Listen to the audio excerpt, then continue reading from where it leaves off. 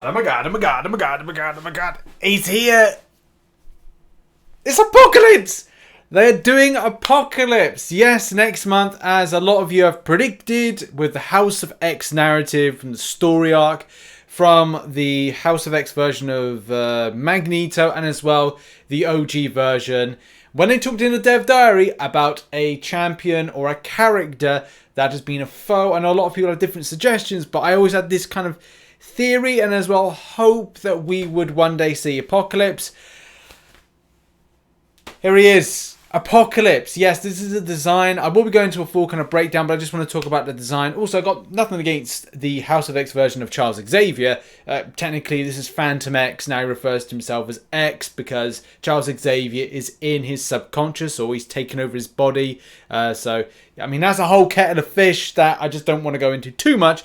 But yeah, when it comes to this, like, oh, they did such a good job. So shout out to Kabam's design team.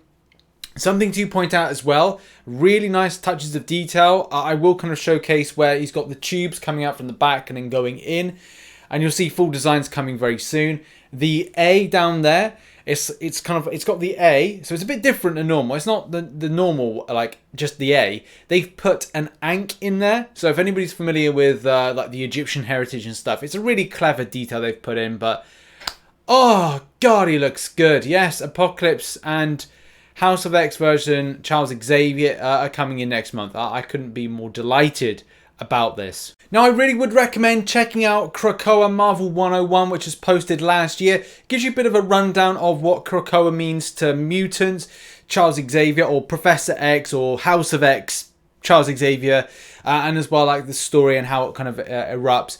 The past, the present, why it's so important. Links are in the description down below for this Marvel 101. Also links to stuff about House of X and how that's really important for mutants as well, including the resurrection of Apocalypse and so many other mutants which were deceased prior to Charles Xavier doing his thing on Krakoa, and how other characters help to, again, resurrect these particular loved X-Men characters. Also, by the time this video comes out, there'll probably be something all about this over on the forums, so I'll try and find a link in the description. It'll just be a generic link to the forums.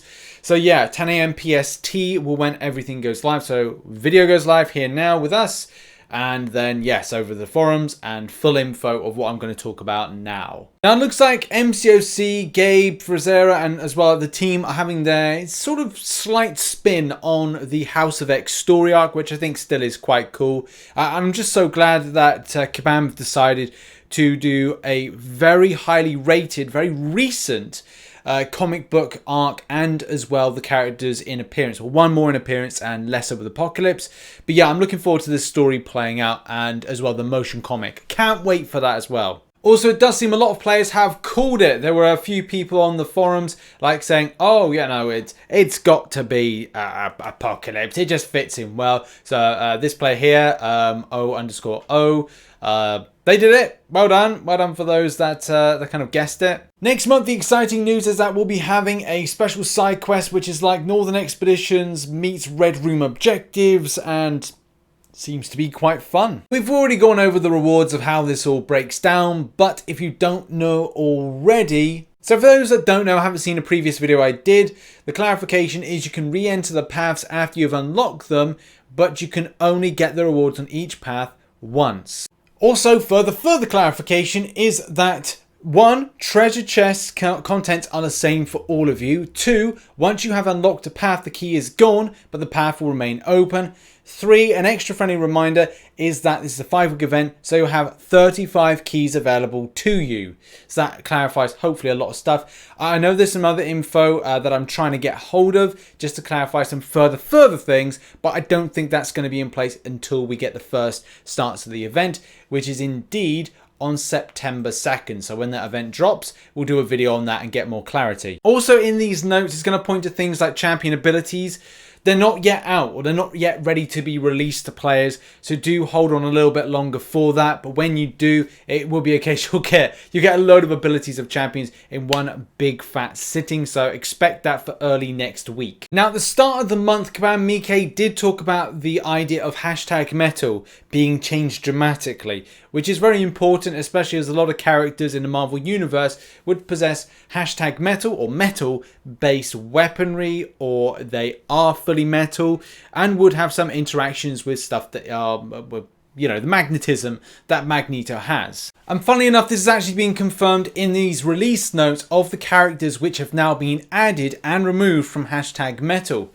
So I don't think there's much surprise here, but we've had Annihilus, Corvus Glaive, Heimdall, Hulk Ragnarok, Nova, Proxima Midnight, Ronan, Taskmaster, Thanos, Thor, Thor Jane Foster, all added to hashtag metal. But surprise, surprise, Gwenpool has been removed from hashtag metal. It's all plastic, innit? Plastic bazooka, plastic katanas, plastic side knives, small katanas, whatever they are. It's all plastic, innit? Now at this point there may be many people kind of going, right, well, shouldn't that all be magnetic? And yes, I can see that.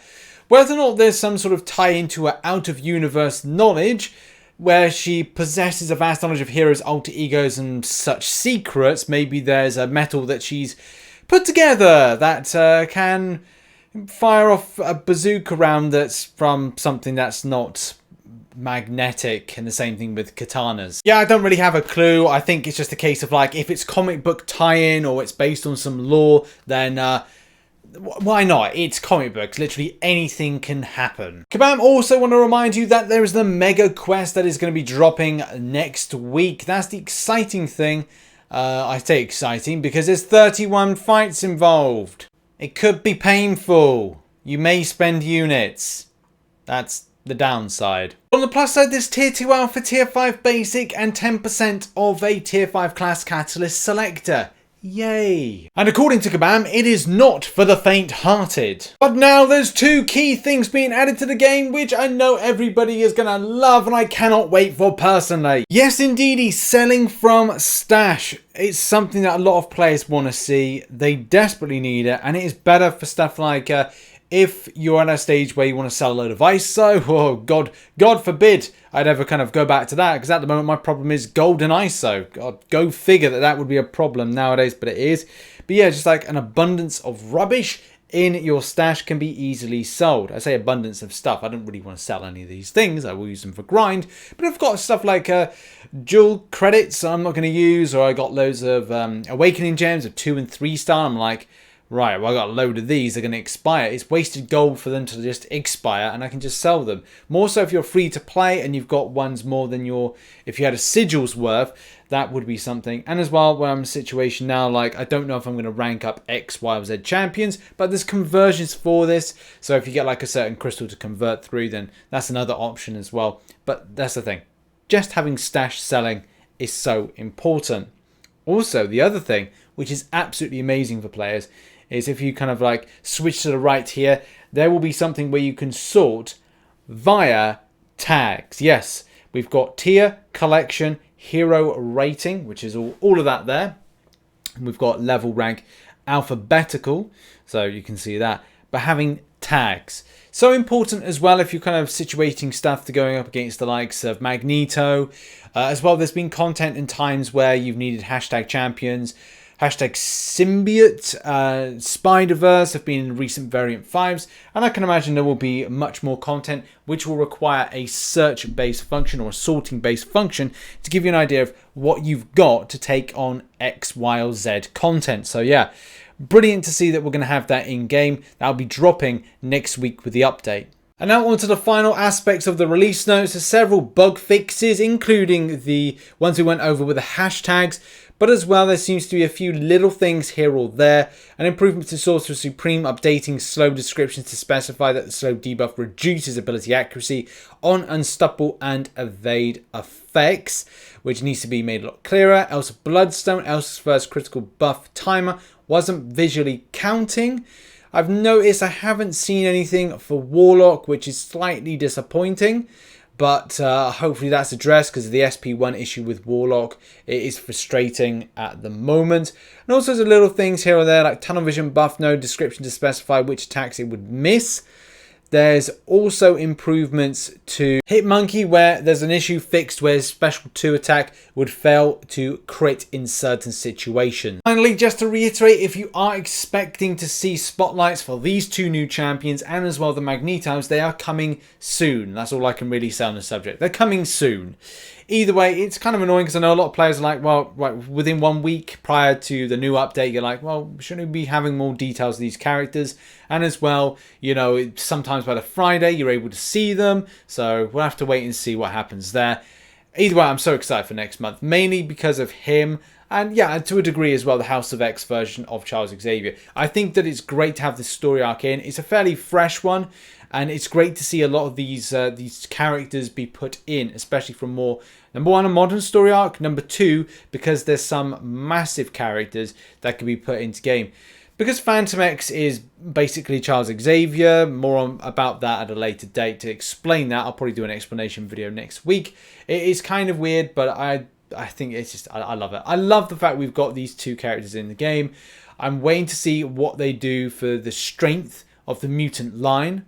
Also other characters and how good they're going to be. They've got to be good. They can look good, but will they be good is the next thing that we have to kind of worry about. But yeah, I love the design of Apocalypse so much. As I said, the way the A's done, the side on as well with the earpieces. There is some other kind of connections with these tubes, which I love. Which unfortunately on this image you can only see a little bit of it, and I hope that Kabam do put in some more stuff by the time this video goes live. Kabam will probably announce a whole load of other things which are not covered in this particular preview of the release notes, so we'll see what they drop, and there'll probably be some better imagery over on the forum, so excited.